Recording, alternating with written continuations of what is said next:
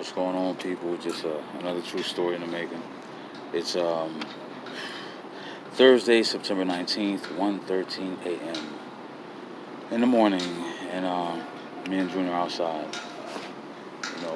Was about to ride a train for the last bus and come back up. I'm not gonna say where we usually stay at. That's what I'm saying. But precinct officer came showing interest. Very questionable. Wanted me to take Junior in there to rest and lay down. And like I told her, I don't trust nobody with my son. I don't.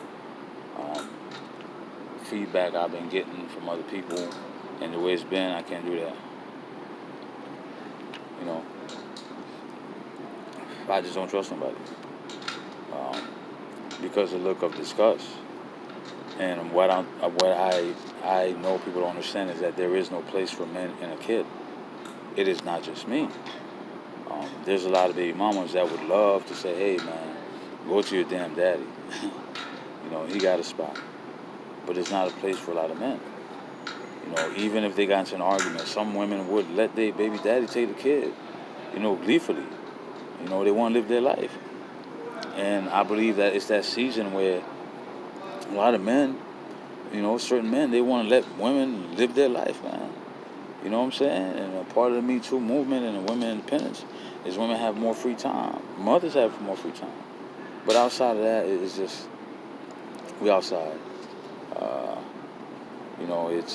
but just gonna record because this is the first time that I just went just fuck it. You know, sent D-Facts baby mama crib and posted something on Facebook. I'm still trying to erase that shit. Can't get to motherfucking Wi-Fi. God damn it.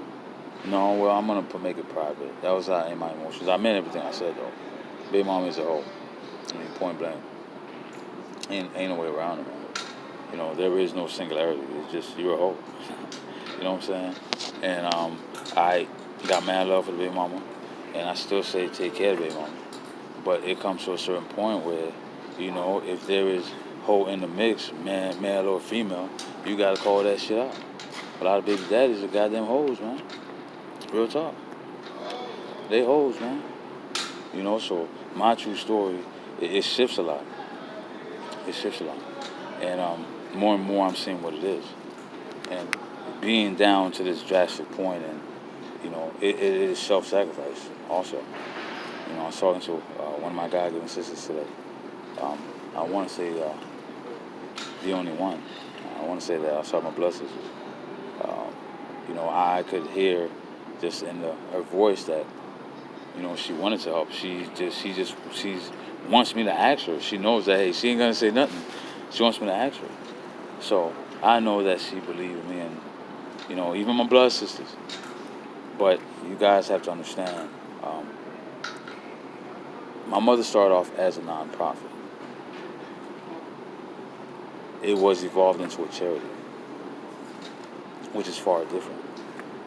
And when it comes to a charity, you have to have a certain platform.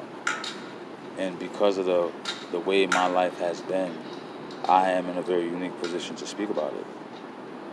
Because one thing that it boils down to is that mental health.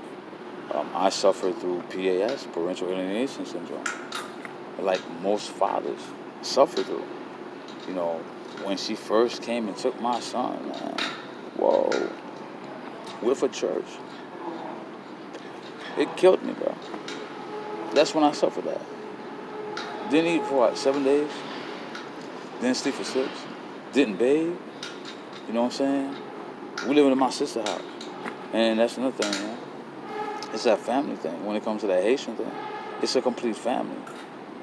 My son has an auntie. My son has an uncle. All of that. So, with all those fights, and there were so many in-betweens, and one day everything will come full circle.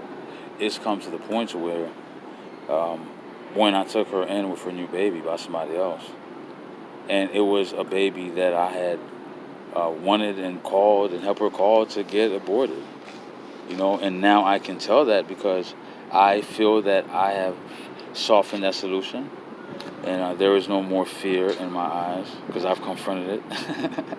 I've confronted it. And the biggest story is that this baby daddy is the same man that put those death threats on me on my son. back in December. That's why we left town. You know, that's why. Maine has always been just a sweetheart, and that itself was just a blessing. You know, I became Dr. Strange in Maine. All I did in Maine for those 4 months um, was just sit in a rocking chair looking out a window. Most of the time, with a pen and pad or phone, researching, writing, plotting, planning.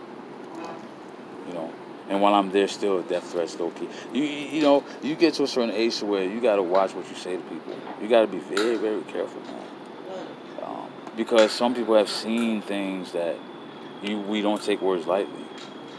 So regardless if it was a lie or whatnot, I took it for a threat. Certain things occurred that was just too coincidental. But I could not move on with my life, with my movement. You know, all these postings you see me guys doing and all that. I could not pop that big witty. That's in the back of my mind, bro. You know what I'm saying? I got to confront you now. It's possibly your baby.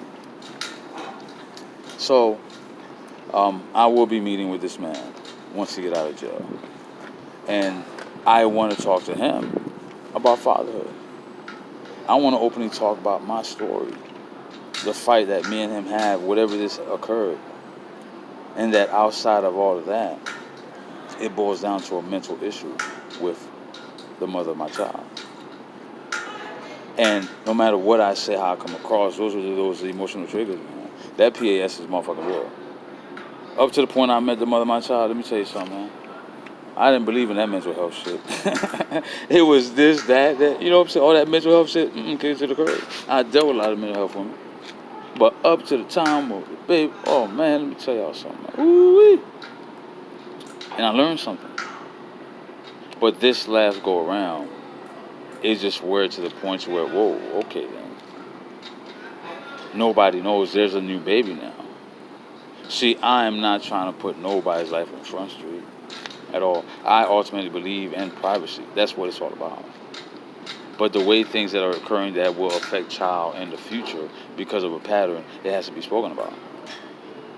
And because that no help is being given, because each time that she is checked on by the system, everything seems to be fine.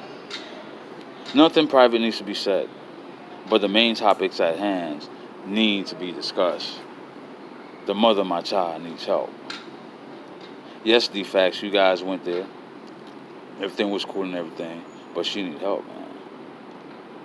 You know, indirectly, I'm in this position, you know, because of all those, yeah. But at the same time, just like I stated, there's many people